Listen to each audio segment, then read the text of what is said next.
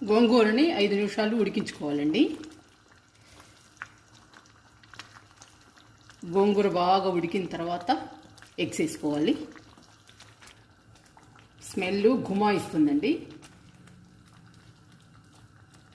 తింటే ఎంతో బాగుంటుంది, చాలా బాగుంటుందండి కర్రీ. ఫైనల్గా ఎగ్స్ వేసుకుందాము.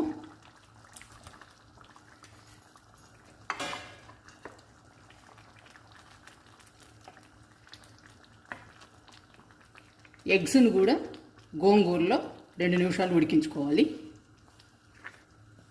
గోంగూర గుడ్డు కర్రీ చాలా డిఫరెంట్గా, చాలా టేస్టీగా, సూపర్గా ఉంటుందండి. మీరు ట్రై చేసి నాకు కమెంట్లో పెట్టండి. చాలా బాగుంటుందండి తినడానికి, చాలా హెల్దీ కూడా.